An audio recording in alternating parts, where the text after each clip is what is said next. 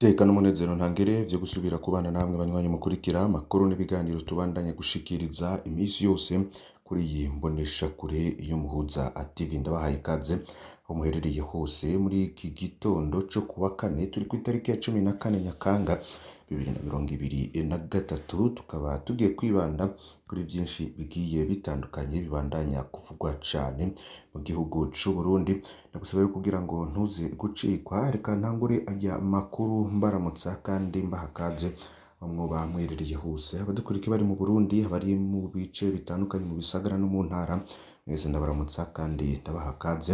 Abadukurikira bari mu bice bitandukanye mu bihugu bibanyi, bari mu muryango w'ibihugu bihurikiye muri Afurika y'ubuseruko, bari mu bice bitandukanye muri Afurika y'uburaruko, bari muri Afurika y'ubumanuko ndetse n'uburengero, mwese ndabaramutsa kandi ndabahakaze. Sinibagiye kandi abadukurikira benshi bari mu bice bitandukanye bari ku migabane ya kure, namwe turazi ko mudukurikira mu vyo dushikiriza.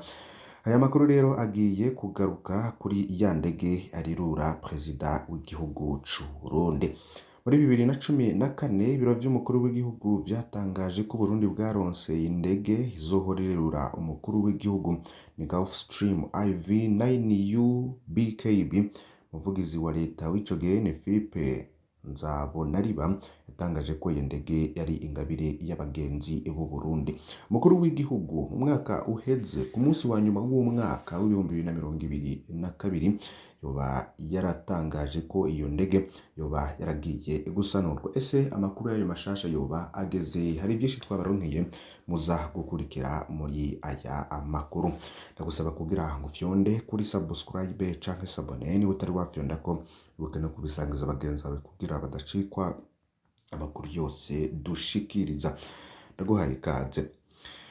Umuvugizi w'umukuru w'igihugu Leonidas Hatungimana yigeze kumenyesha ko iyo ndege yaguzwe amadolari y'abanyamerika miliyoni 8,500,000. Ico gihe ya Leonidas Hatungimana yaranse kugira ikindi ayivuze ko atayibonye ishitse mu gihugu. Gabriel Rufyiri harongoye Lukome we yamenyesheje ko bwabaye ubuhinga bwo kuyo mafaranga igihugu kironka avuye mu bikorwa vyo kugarukana amahoro muri Somalia, ubwo ni AMISOM, aho hari mu mwaka 2014.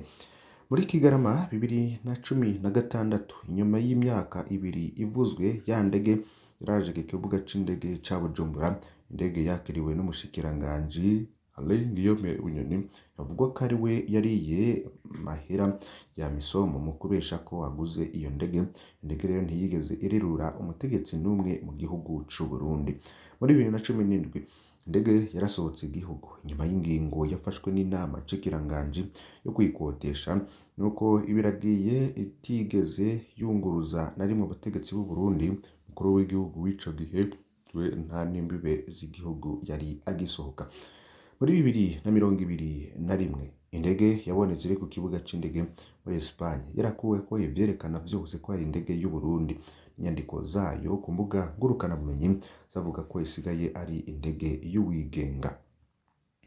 Mwaka uheze itariki ya 30 Kigarama, Perezida Varisito Ndayishimiye yatangaje ko indege yakoteshejwe ko yibereye muri Espagne irindiriye gusubirwamo mu Bwongereza, kandi ko mbere yo kuyikotesha yose yahereye mu kuriha ico kibanza irimo.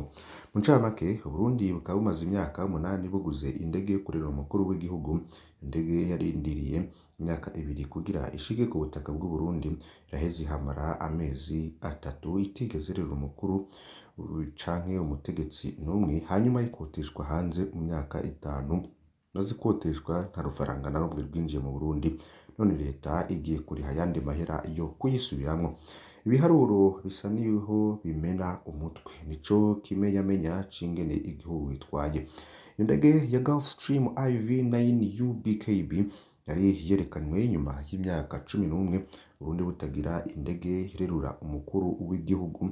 CNDD-FDD kiza ku butegetsi muri Nyandagaro 2005 isanzeho indege nziza irerura perezida wa Repubulika ni Falcon 50. Mu mezi make cane bari bahejeje kuyigurisha. Raporo zo mu nyuma kambere n'intahe y'icegera ca kabiri cy'umukuru w'igihugu w'ico gihe Alice Nzomukunda berekanye ko iryo gurishwa bwari ubusuma gusa. Raporo y'inama nshingamateka yerekana ubwo ubusuma yageze mu gutungana icaha irubikwa ubutacugurwa bahirahiye bakayivuga ko bose barafunzwe. Umudereva wayo nawe yaragandaguwe, imyaka ibaye 17 perezida w'u Burundi yipakiza canke agasaba rifiti mu kwinguruza kandi igihugu cari camuteguriye indege azohora agendamwo mu gihe azoba agiye mu makungu canke mu bindi bice bitandukanye bigize igihugu c'u Burundi. Ivyo bivugwa cane. Iyi nkuru rero iriko iragaruka ko n'abantu bagiye batandukanye nyuma yuko abenshi bavuze ko igihugu Perezida Varisito Ndayishimiye canke abandi bategetsi bagiyemwo yoba akatisha itike y'indege yo muri ico gihugu. Akarorero nibagiye muri Tanzania arafata indege ya Tanzania akaba ariyo agendamwo, nibagiye mu gihugu ca Ethiopia agafata Ethiopian Airlines yaba ariyo agendamwo agiye mu gihugu ca Ethiopia, n'ibindi vyinshi bigiye bitandukanye bigaruka ko n'abantu benshi. Hari amakuru rero avuga ko Igihanga umutamakazi w'imyaka ishika 70 yoba yarishwe. Umutamakazi w'imyaka 75 yaraciwe umutwe ku mutumba Rugunga muri komine Gihanga intara ya Bubanza mu burengero bw'u Burundi n'abantu bataramenyekana. Polisi kiramaze no gufata batatu mu bikekwa. Iryo bara ryakozwe mu ijoro ry'uwa 12 rishira wa gatatu ku mutumba Rugunga. Jacqueline Ayishake w'imyaka 75 yiciwe ku muhani we. Kiza giciwe cari kirambaraye mu kidengeri c'amaraso, umutwe waciwe n'igipanga. Umwe mu babanyi niwe abivuga. Mukuru w'umutumba Rugunga ni Celestin Ruvugo, bajejwe na SOS Media Burundi tukesha iyi nkuru haremeza ko aya makuru agatomora ku rupfu rw'umukenyezi rufitaniye isano n'amatati y'amatongo. Uwo hajejwe intwaro akaba yongeraho ko abantu batatu bahagaritswe ku mvo z'amatoza y'igipolisi. Manama yo guhimiriza hagiye gukorwa mu ntumbero yo gukinga ingeso yo kwiharira ko bishimangirwa na Celestin Ruvugo. Umunyagihugu yishwe yama haja kuri sentare nkuru ya Bubanza mu manza z'amatongo. Urupfu rwiwe rero rwabaye mu gihe yari yaraye agiye kugenzura amatongo yiwe. Abikekwa cane ni bamwe mu bagize umuryango wiwe ko bashobora kuba aribo bamwishe. Musaza w'uwo yishwe bari bamaze igihe batumvikana kubwo abashinga intahe kuri uwo mutumba Rugunga bafungiye mu gasho ka komine Gihanga. Abo mu muryango w'uwishwe basaba ko abakoze ubwo bwicanyi bashengezwa vyihuta imbere yo ubutungane. Mu gihe kandi ibitari bike vyononekaye kubera imvura nyinshi ibuyiga. Amazu n'imirima y'ibiterwa vyarononwe n'imvura yaguye iva n'urubura vanze n'urubura ku muhinga mukuru wa kabiri muri komine Butihinda intara ya Muyinga muri aruko bushira ubuseruko bw'u Burundi. Yagihugu rero bagasaba imfashanyo yihuta. Imvura yaguye ku wa kabiri hafi isaha 8 z'umuhingamo yaronone n'ibintu vyinshi ku mitumba ya komine Butihinda. Imvura nyinshi yaramaze n'isaha hafi isaha yose.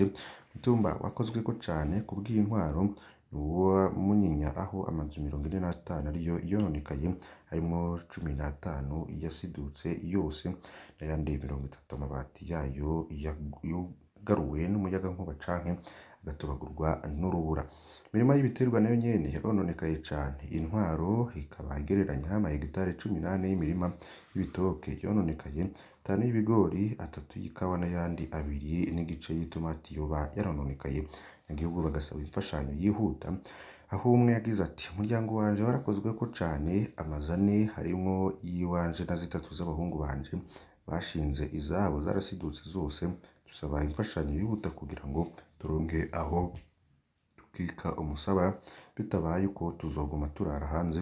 Niko bivugwa n'umwe mu banyagihugu bo ku mutumba Munyinya.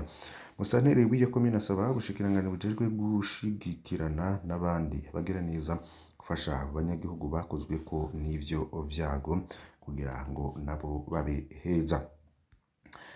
Hagati ya Burundi ndetse na Kameruni bwo twabandanirije mu gisata c'inkino nta kwigina intsinzi imbere y'intambara. Burundi rero nibuzo kwitabira ihiganwa rya kane ryo mu mwaka utaha w'ibihumbi 2024 bwarakwemo nubwo abakunzi b'intamba bari biginye intsinzi imbere y'urukino mu umugwi wa Cameroon Radio Indomptable ntiwababariye intamba. Kuva isaha 10 z'umuhingamo harakoranye bakunzi b'intamba mu kibanza citiriwe Nations Unies muri zone Ngagara muri aruko bwa Bujumbura umugwa mukuru w'ubutunzi bisize canke bambaye impuzu zitukura izisa n'urwatsi rutoto canke izera. Abanywanyi benshi bo mu rw'inserukiragihugu Burundi bari muri ico kibanza harakozwe n'urugendo rugizwe n'indirimbo zihayagiza abakinyi ba Etienne Ndayiragije. Zitegerezwa gutsinda abo bantu intamba oye niko abakinyi bashikije n'intamba bagenda abanywanyi bashikije n'intamba agenda bararirimba mu rwagenda urakura uko wegereza hagati mu gisagara ca Bujumbura nyuma y'ibarabara ryitiriwe Peuple Murundi baciye baca ku isoko ya Jabe muri quartier Nyakabiga bashika hagati mu gisagara. Ikimenyetso cyo gushigikira umugwi kubwo abakunzi b'intamba uko no gushigikira umugwi w'inserukiragihugu Burundi. Hagati mu gisagara amadokari ajana abantu muri aruko bw'igisagara ca Bujumbura abantu barabaye benshi cane abiyunguruza bari barindiriye amamodokari barasasiriye umurwi w'abantu rero wasubiye kwiruka uririmba inyuma y'isaha 12 z'umugoroba. Vyizewe ntivyabonetse hafi isaha 3 z'ijoro rurimbo ruhayagiza Burundi bwarasamiranye kuva muri Cameroon gushika mu Kigobe mu buraruko bwa Bujumbura abamenyesha makuru abo bagiye barakurikira hakurikira amashi menshi mu gice ca mbere c'urukino abarundi batangaje abantu bose. Le Grand Onana n'umurarizi wa Cameroon yari afise igikorwa kinini. Karebu Said n'abandi barundi bamusatiriye cane niko abafana benshi bamukomeye amashi. Ubwoba ku ruhande rw'abanyakameruni barundi rero bararusha bimwe biboneka abanyakameruni umupira ariko Andre Onana umunyegori wa Manchester United ntiyigeze yinjizwa niko vyabonywe n'umwe mu bafana b'intamba. Mu gice ca kabiri c'urukino ibintu vyarahindutse mu kiringo kidashika umunota. Igitsindo ca mbere kuri bitatu cari cinjiye ibitsindo vyaratsinzwe rimwe na rimwe bivuye ku makosa nuko ifirimbi ya nyuma iravuga intamba zatashe rero ziyayoye inyuma y'igice ca kabiri c'urukino babonyemwo amabwa. Agaciro niko kakurikiye muri ubwo bunywero bwo mu Kigowe aho abafana basohotse badasezeranye bamwe baravuganye n'agahemo ku Burundi bworondera izina rishasha ku murwi w'inserukiragihugu kuko ku bwabo ngo intamba ntizirigera zitsinda intambwe.